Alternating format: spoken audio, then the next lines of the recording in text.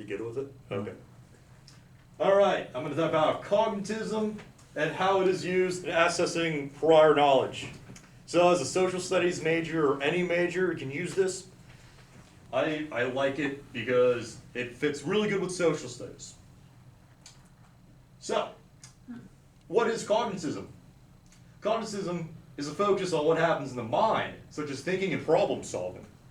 We all do this. We all think, we all problem solve, but do you really know how cognitism works? So, knowledge learners need to activate their participation in order to learn. So changes in behavior observed, but only as the indication of what is taking place in the learner's mind. So information then comes in, it's processed, and then that's when the learning takes place. All right? So, your mind is a computer. You should use it. You don't have to pay anybody to update this, all right? It's right up here. Everybody knows that. It updates all the time. Just make sure you're updating it with the right stuff. Does anybody know who that is? It's not Eddie Murphy. I didn't know it was Eddie. I thought it was Eddie Murphy all the time, but it's actually not. So let's talk about prior knowledge. How do we tie this into cognitivism? So basically, cognitivism and prior knowledge go hand in hand. It's very, very easy to put them both together. So, here's the definition. It's the information and educational context a learner has already known before they learn the new information. So, in your first day of your lesson, we're going to do like week 1, we're going to talk about what the student needs to know. You teach them one thing, and then the next week you teach them another thing. You get to the third week, and you want them to then reflect and compare what they learned on week 1 and week 2. So, let's just pretend we did a whole lesson plan for a whole entire week, just focusing around Chris Pratt. All right? Now, obviously, nobody in their right mind would ever do this if they're teaching high school, because Chris Pratt is definitely not in their curriculum. So, Chris Pratt is a modern actor. He's a multi-genre actor. He's a cigar aficionado. Now, remember when it says cigar aficionado, all right? This doesn't mean he chain smokes cigars every single day. He likes them with, every night to relax, maybe drink it with some bourbon, when he smokes it. He's also born in Virginia, all right? And before he got into all the movie acting, he was also a sitcom actor. Now, we're going to take Chris Pratt. Imagine, I just taught about Chris Pratt for a whole entire week. Only thing we'll talk about is Chris Pratt. So then, our second week, we do a whole entire lesson plan all on John Wayne. Does anybody know who John Wayne is? Okay, we have a few people. Now, who is John Wayne? He is one of the first action movie heroes from the 1930s clear up to the 1970s. Now, John Wayne is famous for acting in war movies, but he is most famous for acting in his spaghetti western genres but anyways, he's a classic cinema actor. His first real name is Mary. He smokes cigarettes and cigars daily. So he is not a cigar aficionado. He's a nicotine addict. His other nickname is the Duke. Okay, so remember this. We just did Chris Pratt for 1 week. We did John Wayne for the second week. All right? Take all that knowledge. Think about the stuff we did with Chris Pratt. Think about the stuff we did with week 2. Now you say, how would we be able to summarize this and review it for a test? We do a Venn diagram. All right? Everybody look under their chairs, and you all got a Venn diagram. You win a Venn diagram. You got a Venn diagram. You got a Venn diagram.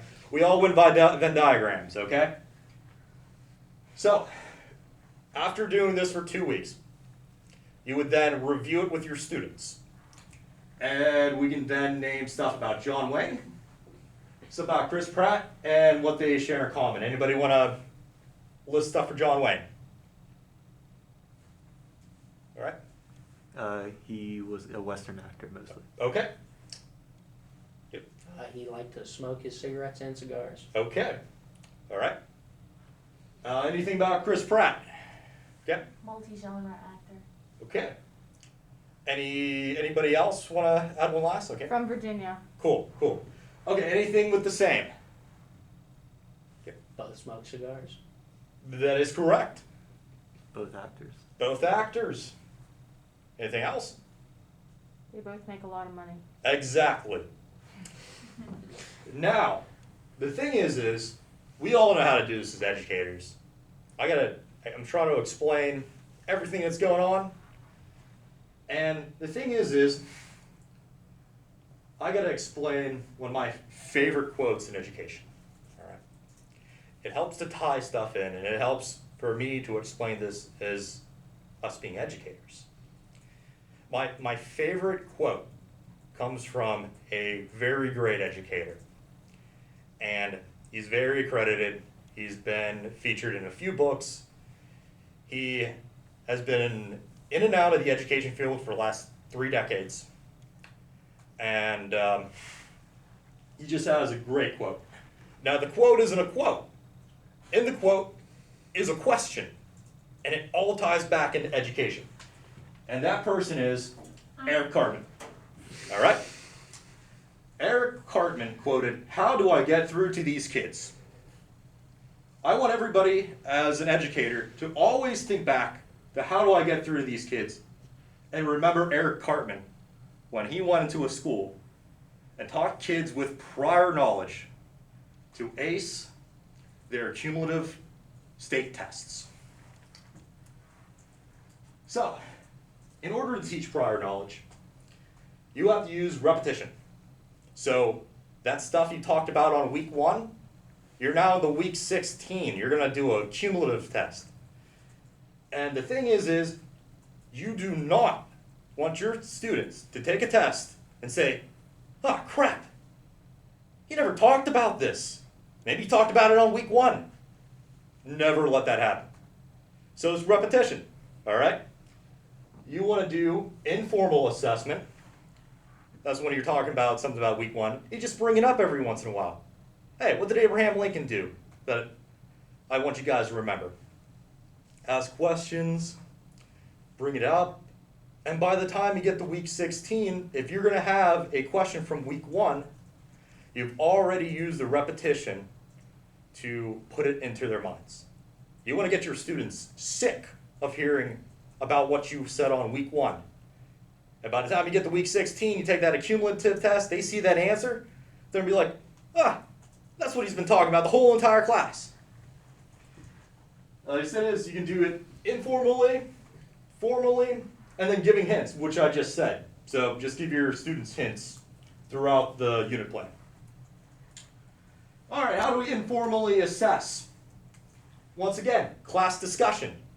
You guys want to review and talk about the stuff you did in week 1 through 6, but it's week 12? Have a class discussion. See what your students know. Ask them what they learned from that, and just keep on reiterating it. You can do the think, pair, shares. You can do the KWLs. And be open to questions as a teacher. That's the best thing to do. Remember to tell your students all the time, there is no such thing as a stupid question. So whatever those questions is, just let them talk about them, no matter what. And make sure it also reflects back on the content that you're teaching. All right, formal assessment. How would we do this? We would do testing, we can do tests, we can do graded homework, and we do essay questions. Now, the way I would do that is, if you want to reiterate this stuff that you're using prior knowledge for, I would do testing not as anything that's like tough, maybe just the bell ringer. Hey, we talk about stuff from week one. I want you guys to write this stuff down, hand it in to me for a bonus point.